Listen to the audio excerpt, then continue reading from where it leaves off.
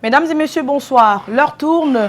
Les dossiers de candidature aux législatives et aux municipales doivent être tous déposés officiellement avant minuit ce 25 novembre. Et le MRC a annoncé ce jour qu'il n'ira pas finalement à ces élections législatives et municipales. Pourquoi?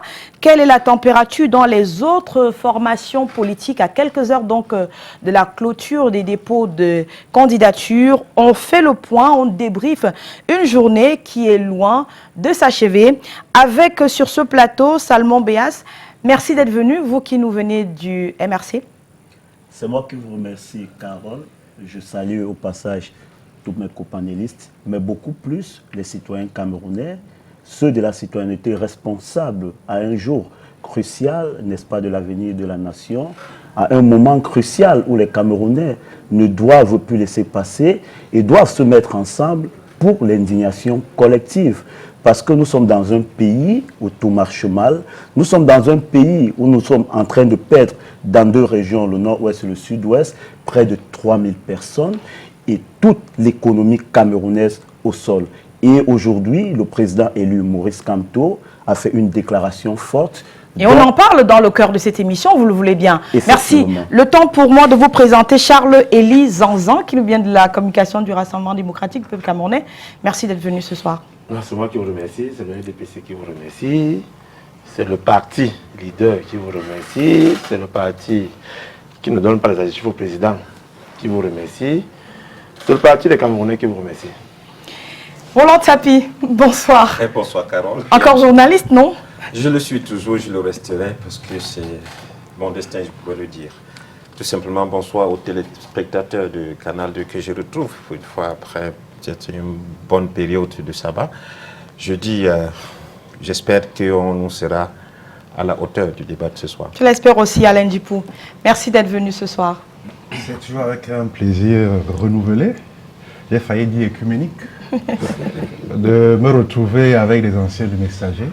Oui, il y en a quelques-uns sur ce plateau. Ce n'était pas innocent non plus de votre part. Et je suis heureux de partager le plateau avec les hommes politiques qui sont...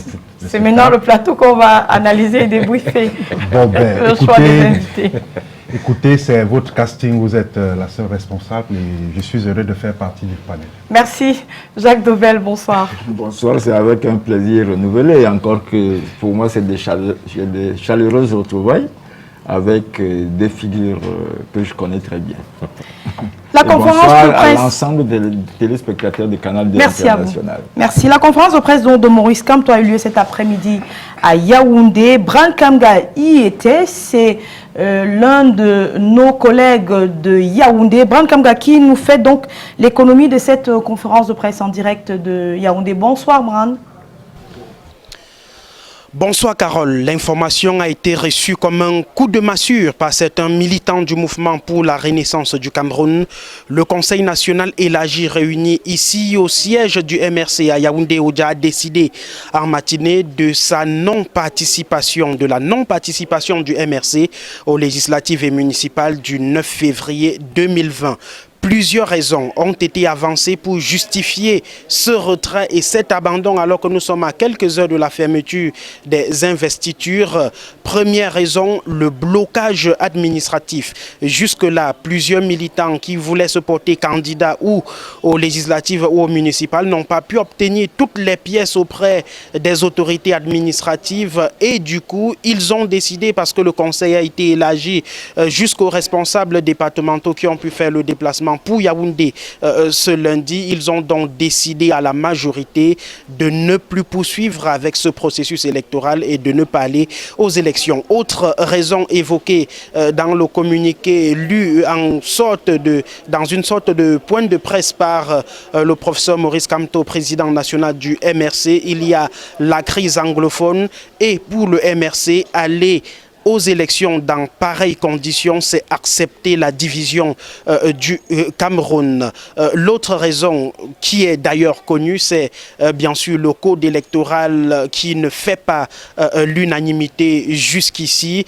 Ils ont estimé qu'il fallait réviser le code électoral, un code électoral consensuel afin de pouvoir aller à des élections dites crédibles. Voilà ce qu'on peut dire de cette matinée folle, il faut le dire ainsi, Certains militants du MRC d'ailleurs accueillent mal cette décision de ne pas aller aux élections. Des militants comme Sam Sévérin Ango par exemple, qui estiment que malgré tout il fallait aller aux élections, tout ayant déjà été préparé pour les investitures. Voilà, Carole, ce qu'on peut dire de cette décision du mouvement pour la renaissance du Cameroun ce lundi. D'entrée de jeu comme ça, la nouvelle, pour nous qui représentons le département de l'Anvila, venant de la région du Sud, qui est une région difficile à prendre, nous étions prêts à y aller. Donc, fatalement, nous sommes un tout petit peu refroidis. Peut-être que c'est un euphémisme parce que à quelques heures de la clôture du dépôt des candidatures, nous avions bon espoir que nos dossiers seront bel et bien déposés et validés quelques temps plus tard par Elections Cameroun. Je pense que je suis quelque peu déçu et j'aurais aimé, parce que pour l'instant, tout ce qui nous reste à espérer, c'est qu'il y ait à minima le renvoi de cette élection.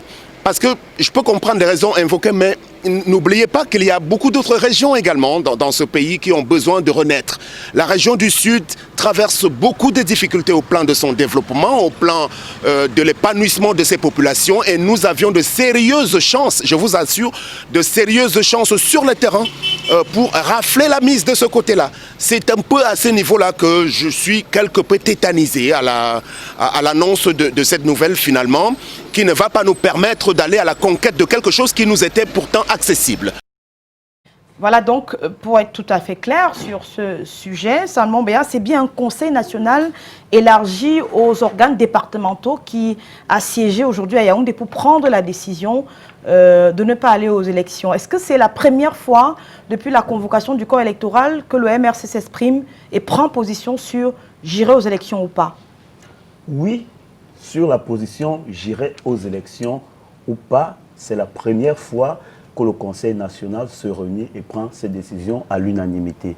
Nous devons bien dire que le MRC, c'est un parti organisé, c'est un parti structuré dont les militants sont des citoyens engagés. Mais avant de faire, n'est-ce pas, d'essayer d'expliquer ce qui s'est passé, je voudrais permettre à ceux qui sont sur le plateau avec moi, aux téléspectateurs qui nous écoutent, que je retrace un peu, n'est-ce pas, ce qui s'est passé depuis les élections de 2018, la présidentielle de 2018, toutes les péripéties qu'il y a eu jusqu'à la convocation du corps électoral pour les élections législatives et municipales. On connaît tous ce qui s'est passé. Il y a eu la contestation, les arrestations, la prison, la libération, la convocation du corps électoral. Ça, c'est pour faire court. Parce qu'on n'a pas tout le temps aussi pour vous le dites de façon triviale, cela. Oui. Mais permettez-moi en quelques mots d'essayer de planter le décor.